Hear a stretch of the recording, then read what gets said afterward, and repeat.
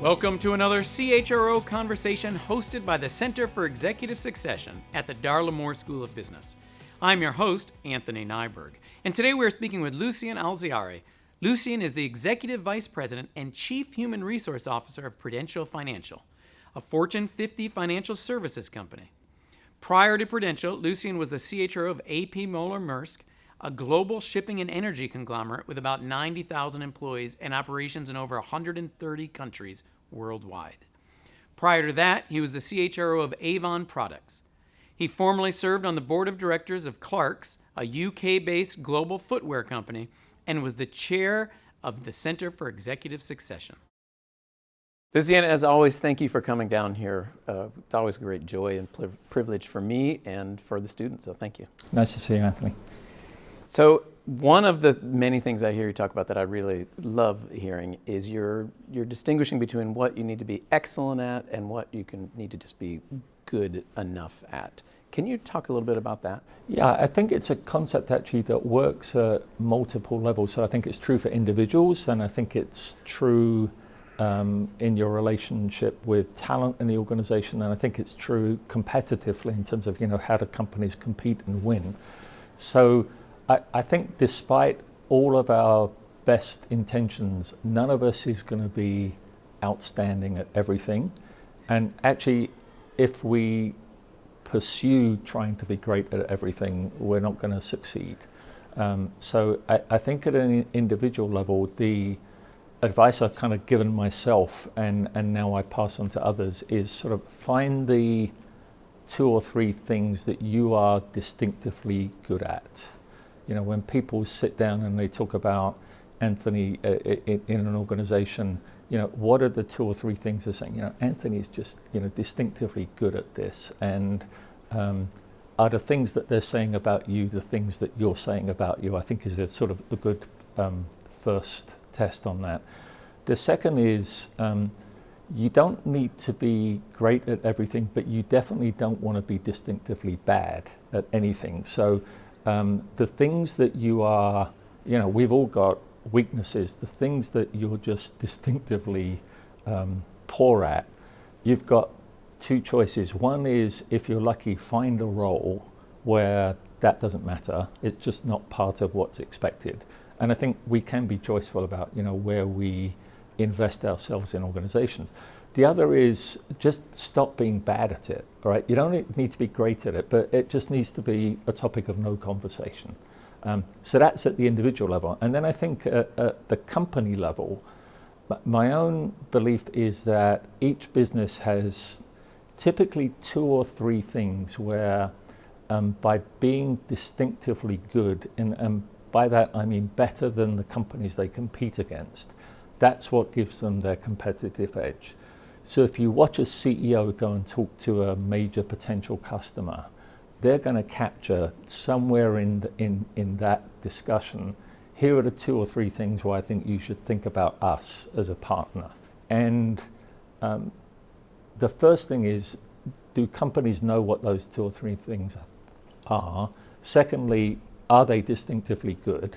And then by choice, everything else, you need to be good enough. So I never use the term average. You need to be good enough, but don't over-invest in those areas, because companies that over-invest in areas where good is good enough, they're creating complexity and they're creating costs that their customers don't want to pay for. All right, and so I think it's actually a good mental discipline for companies really to sort of figure out what belongs in which bucket. And how do you convince the leadership to say, okay, this is something we probably shouldn't invest a lot more in because we do this good enough? And then let's start with that one. Is that easy? No, it's not, because we all start off with, every person that we want to recruit needs to be the world's best hire, and we all want to produce great organizations. So I don't think it's sort of, it's as easy as, HR can be good enough, legal needs to be world class. It doesn't go that way. But within HR, depending on the strategy that we've got, there are certain areas where we need to be world class in order for that strategy to be delivered. And there are other areas where we need to do it well. And so in my own organization, we do employee relations well, right? If we did employee relations badly, it would cause us to lose. If we do employee relations better than our competitors, I don't think that makes us win. So we do it well, we do it, it's one of those good is good enough. Talent management, we've said, is one of our distinctive sources of competitive advantage. So we need to be world class at talent management. Now, neither of those did I use the word average. And it's really important because the words matter. But I think when you talk to business leaders about, look, let's be real here, let's be making choices about where to invest, fundamentally they understand that concept. And so that's from the business leader side. How about for employees in the groups where you're saying we need you to be good, but maybe you don't have to be quite as good as some of these other areas or excel compared to the competition. It just seems very demotivating. Yeah, this is where you kind of need to think your way through it. And I've tripped up a couple of times on conversations like this. So you're not saying to the people in that organization, I just need you to be good enough. We want you to be as good as you can get, all right? Why do we believe in stuff like talent mobility? Because we're going to notice really great, high-performing, very, very talented people wherever they are, and we're going to continue to deploy them against whatever the highest priorities for the organization are. So this isn't ever about, Anthony, I just need you. Stop learning, all right? Stop learning because we don't need you to be any better than you. It's never about that. So in recent years, particularly with the pandemic and the George Floyd incident, HR has become more obvious to, I think, many people how important HR is in the organization. Do you think, is this sustainable? Is this a sustainable belief that people will recognize that their people really matter in a way that has been kind of a platitude, I think, in many ways for a long time? Yeah, this is probably going to sound a bit sort of provocative, but I think companies have the HR functions that they deserve, right? Because the HR function is, the role that is expected of them is really an expression of the senior executive's set of beliefs about how much people matter or how much people don't matter. And so I would like to believe that, firstly, if you look at the whole pandemic experience, companies with, I think, good progressive HR teams supporting the business, the pandemic was a terrible event for mankind, but I think some companies had a good pandemic in terms of really reinforcing how much they believe in their people and put their people at the heart of their decision making. So that's sort of group one. Group two would be, I think there were some companies where it was a chance for HR to shine, and they did. And I would like to believe that if we've got good, capable management in most companies, which I think we have, once they've experienced something, they don't go back. All right. And then there's probably a group three where HR didn't step up, and so people don't know what they're missing, and I'm kind of sad for them. What are your thoughts on where HR can make the biggest impact going forward? I think fundamentally our job is always to help figure out what's going to make our companies win.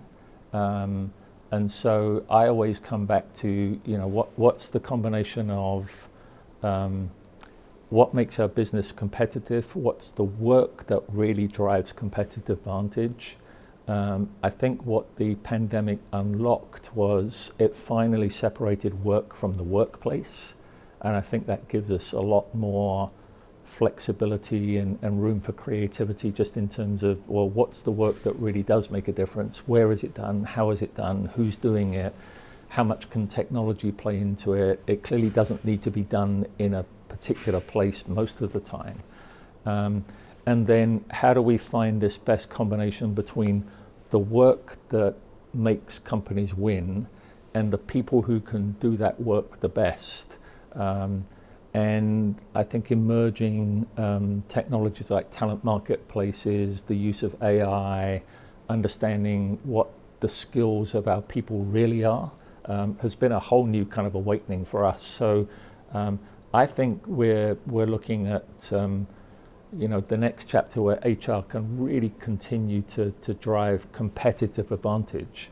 And I think it sort of validates one of my own core beliefs, which is sort of, HR is noble work. If you treat people well, they tend to perform better, right? And I think employees know from this really gut-wrenching experience that society has been through, they know whether their company trusts them or not, right? And so I think that unlocks a whole different conversation, a whole different level of their trust in sort of, I'll go where this company wants me to go because they were there for me.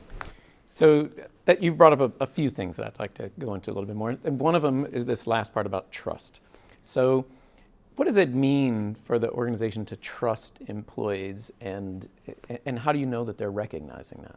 I think it starts with a basic belief that we've got good people in our organization who have a combination of character, they have the right values, very, very important, and I think that's probably the most important decision we make as HR leaders with our business colleagues is like, who joins this organization, right?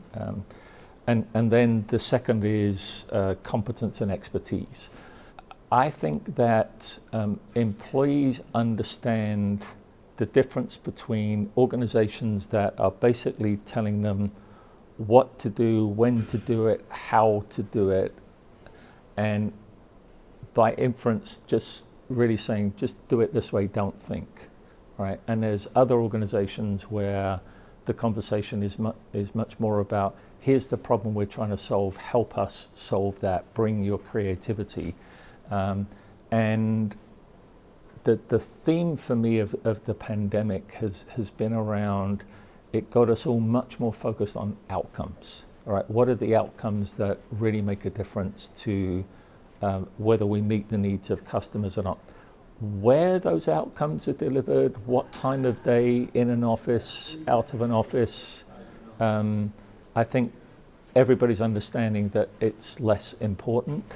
But I do think there's just this bright line showing up now between companies that are saying, I want those people back in the office 10 hours a day, 5 days a week. And really what they're saying is, I don't trust they're going to get it done unless I'm there looking over their shoulders.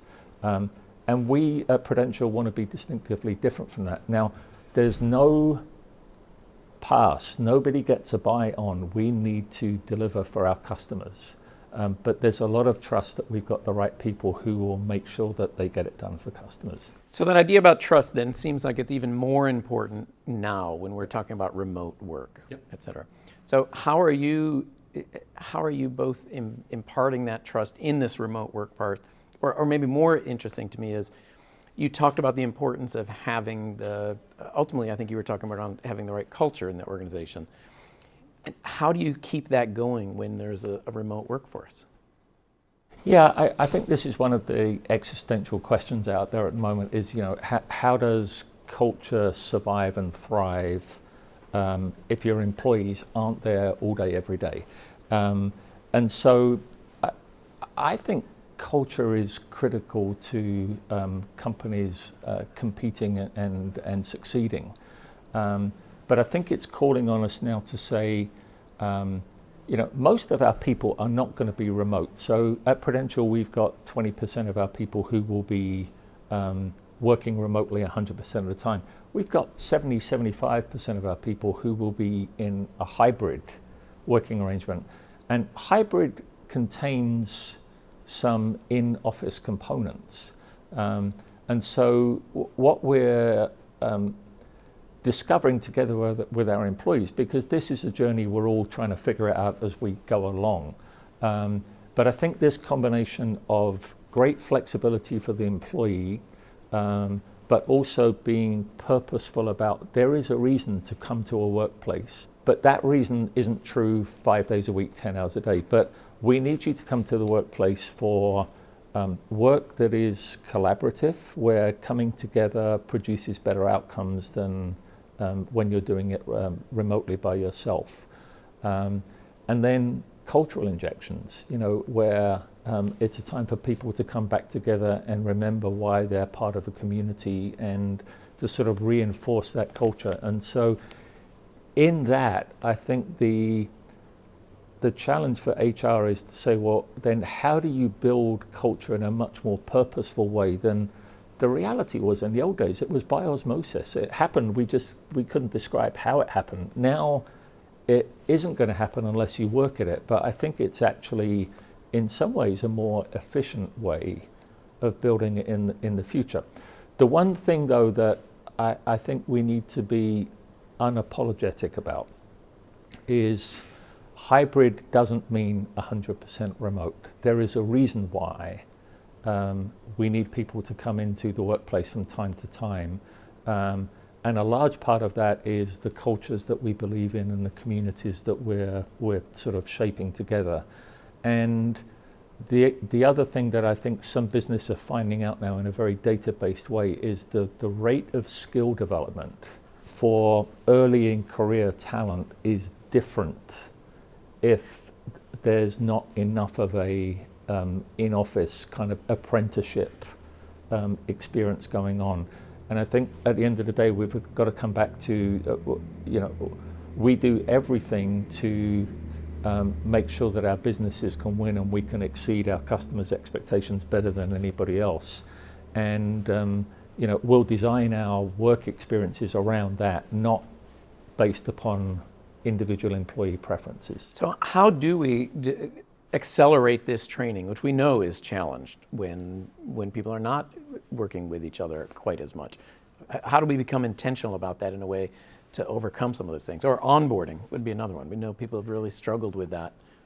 Yeah, I think your word intentional is the right one, and I don't know that we've got kind of the perfect answer on that, but awareness is a high percentage of the cure, and I think knowing that in the onboarding experience, it's really important that people get a feel for who is this group that I've just joined, and how do I get to feel like I belong, and what is it as we go through the course of our careers that makes this company a special company, and how do we give people enough touch points, frequency of interactions that reinforce that.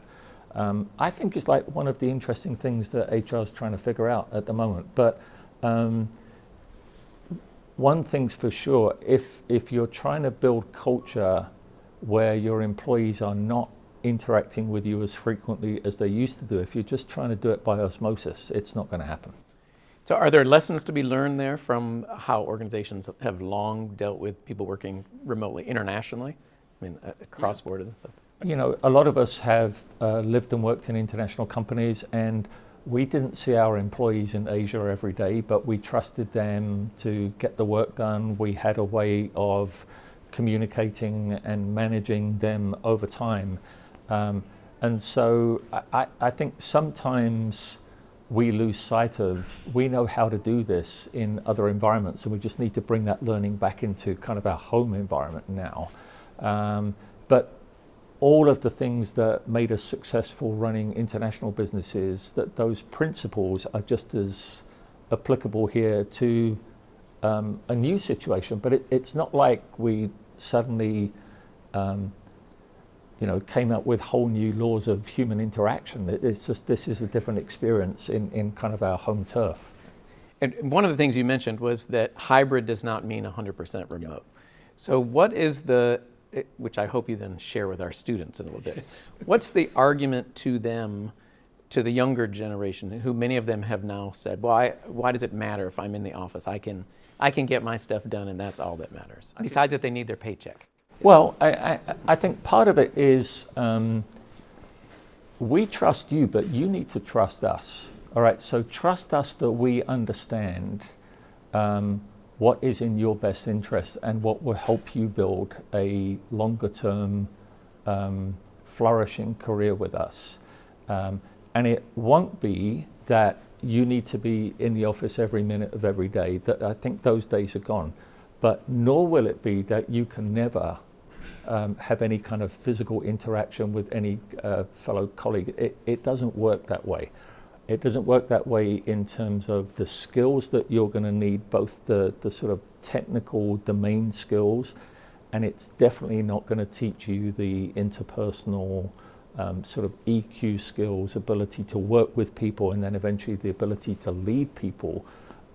If you don't meet people, you're not going to know how to lead people. So I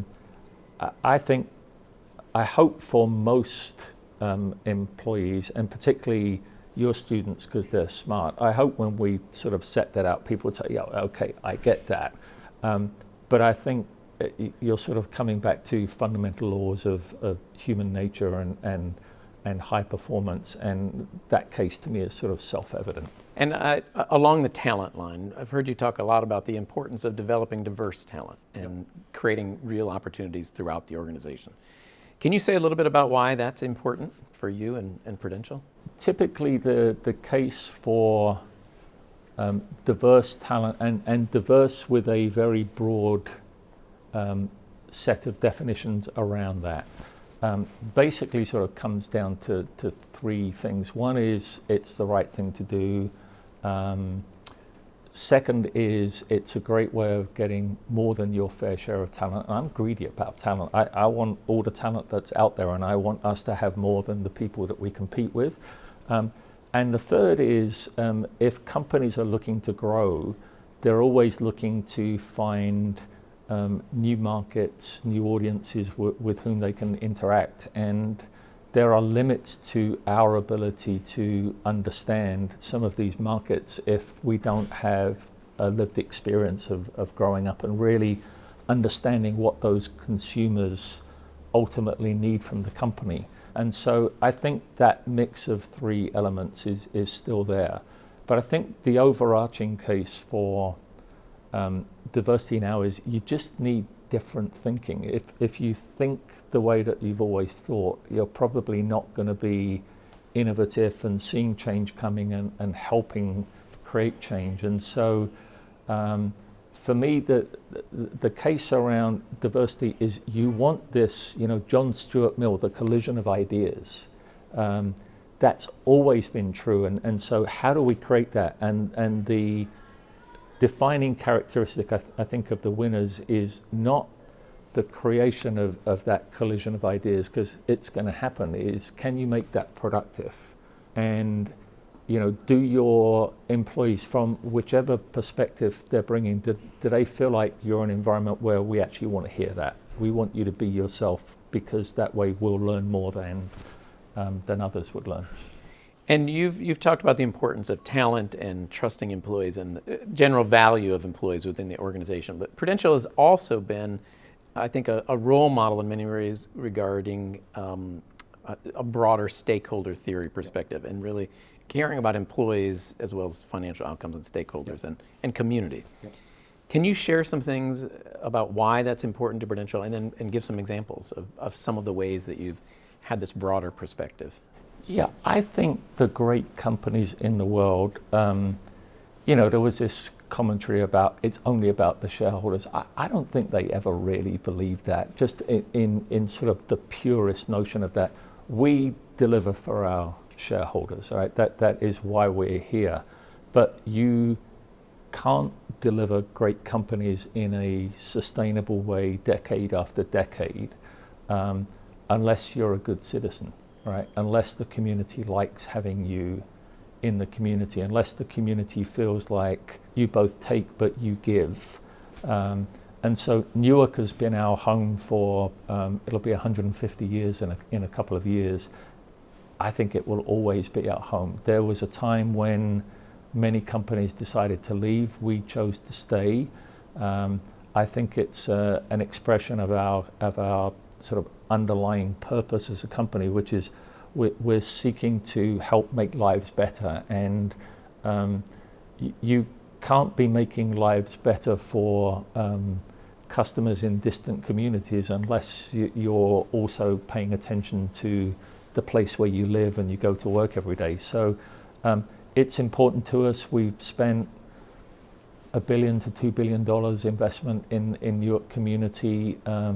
We think that we get a terrific sort of payback from that, just in terms of the relationship that we've got. And again, we came back to this notion of trust, that we're working to make Newark and our home state of New Jersey a place where people can have great careers, where it's good for companies to do business, and in that way everybody thrives. So, and as I said, it seems that Prudential's really been a leader of this for a very long time. Other companies have started to talk about, CEOs have started to talk about it in the last 4 or 5 years a little bit more broadly. Yep. Do you think that that is something that will continue even as we hit potential economic downturns, or is that, how does that tie in? Well, I think it's going to be a good test. Time will tell, because values really matter through cycles, not just when times are good.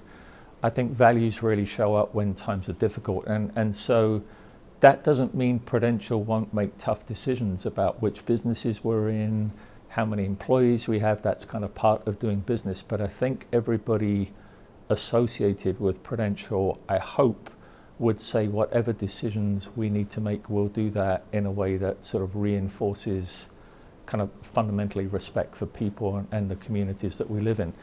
I think hopefully there aren't many, but if CEOs are sort of flying the flag of convenience, they're going to fail the authenticity test. And people, I think, see through that pretty quickly. There's always one company or other in the press at any moment in time who I think are sort of fundamentally tripping over the authenticity test that they just failed.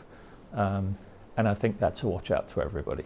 Switching again, but the term Great Resignation became quite popular in the last few years, and Yep. maybe that fad is dying down a little bit, not sure. But do you think that's a real thing? Is there really a Great Resignation? But more importantly, how is whatever is going on in the talent market affecting you, and how are you all dealing with it?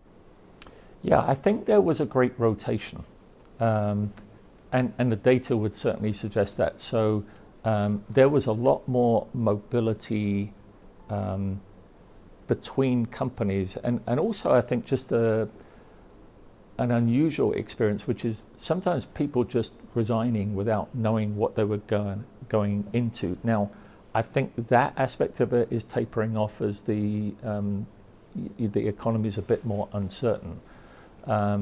We had higher turnover than we had experienced before typically, but we had a more muted version of it than our peers. What we found was, diverse talent is at a premium, and so actually in the entry level pieces of the organization, we had an experience of higher levels of diverse turnover, I think, like everybody else. I believe that it's kind of evening off, as you say now. We worked really hard at just reinforcing why is Prudential hopefully a great company to work for. We focus on engagement, we focus on people feeling like they really belong in the organization, they can have a career with us. And then you double down with your top talent to make sure that that is especially true for them. I think the economy is sort of normalizing right now. I hope that we don't see too many examples of management saying, "Oh, good, the power's back in our hands now," because I think that would be disappointing. Well, and I presume it's going to continue to be harder to retain that talent as we have a remote workforce, when it's easy for people to switch without potentially switching locations. Well, I think, it's true in one sense that the friction of changing companies has just gone down dramatically. It sort of changed the computer, and tomorrow you're part of company B versus company A. And if your company has only ever built a transactional relationship with people, that's what you're going to get. And so it comes back to the conversation we were having around culture, sense of belonging. You understand that you're part of something that you feel is kind of bigger than yourself, without that sounding sort of too trite, but that the company is one that your own values are very much aligned with, that it's doing noble work, it's making a difference in the world, I think you just create lots and lots of reasons to sort of get beyond the transactional relationship. And at CES, we of course care a great deal about CEO succession, but we also are interested in all of C-suite succession. And we know that the CHRO plays a really important role when it comes to CEO succession. Can you share a little bit about what that role is for other C-suite areas? So, for instance, like the CFO. Yeah, I don't think the role is any different. I think CEO succession, just because of the criticality to the company, the deep involvement of the board, the difference that it makes in terms of the next chapter of the company, to me that's like the highest form of succession, and it's actually one of the most interesting experiences that you can have as an HR leader. But the core principles are just as true for any senior leadership role, and that could be in the C-suite or it could be in the group that reports to them. Leaders make a real difference to companies. And so I think there are a set of principles that we hopefully all believe in and practice around making sure that we've got the right leadership in place based upon the strategy of the company, the values of the company, the team effectiveness, that you're bringing together a highly effective team, not just good individuals in place.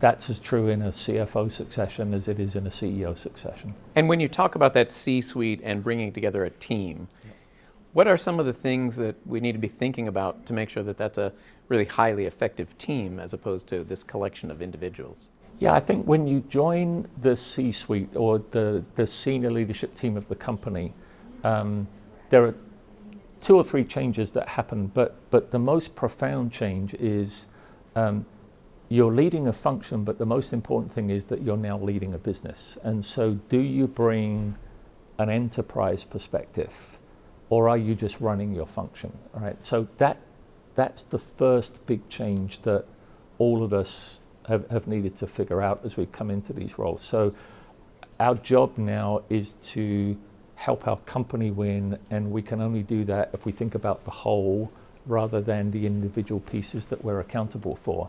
And then being part of a C-suite is no different than any other team that we've been part of. It's not like the rules of nature stop applying. And so the ability to get the right issues on the table, the ability to have a productive conflict around ideas, but to do that in a very kind of respectful, constructive way, the ability to deal with reality. Those things are even more important in the C-suite, and it's just interesting sometimes that I think people forget how important that is, and the attention goes into, do we have the world's best chief legal officer or chief HR officer? Yes, we want that if that's what our strategy requires, but part of being the world's best is that they are great colleagues. And then finally, you have been in this business for a very long time, and you have been... Thank you for reminding me of that. Yes. I was trying to figure out a way to say that nicely, but you've been CHRO of a number of different companies and across different fields, and yet you still seem to be one of these people that's really, one of the CHROs that's really innovative. For instance, I think you were one of the early people that just said, yes, hybrid work is going to be here forever. Yep. What, do you have something that helps you continually be forward thinking this way? I don't know. I guess that's for others to say. I was meeting a group of your students this morning, and maybe we're a product of our education. I have a degree in modern history. That's all I've got. And what makes history work is kind of the big movement of ideas, the forces that are sort of making fundamental difference. So that's always where my mind goes, is much more to where are we going, and where can we go that would help us be distinctive versus our competitors. And I'm probably less tuned in than some to the operational execution on a day-by-day basis. So I think we all hopefully find the roles where it's the best fit between what we're good at and what the company really needs. But I'm always thinking about what's going to make this company win. What are the ideas that other people haven't come across first? Now, everybody figured out about hybrid, so it's not like I rediscovered gravity or anything. But I think sometimes getting clear on direction early without knowing all of the precise details of the answer, I think that is a leadership responsibility about we're going that way. We've got enough talent and capability around us that we'll figure it out as we go, but knowing which way you're going is really important. As always, thank you very much for joining. It's really a treat for me. I appreciate it. Well, thank you, and I'll just do an unapologetic, unasked for plug for CES. It's a place that I keep on coming back to, and I'm sort of very choiceful about where I spend my time, but it's because this combination of really good faculty, a great peer group, and students in an institution that I think has got momentum and is sort of finding its place in the top tier. And so I come here, it energizes me, and I'm very happy to be here. Thank you. Thank you. You just listened to another CHRO conversation. Today, Lucien Alziari of Prudential Financial shared his views about how HR drives business success. He also reminded us of the importance of recognizing how HR should prioritize the issues that drive organizational success, including making sure that we are truly focusing on ensuring that the company has the talent and capabilities to win. On behalf of all of us who are associated with the Master of Human Resources program and the Center for Executive Succession here at the University of South Carolina, thank you for joining us.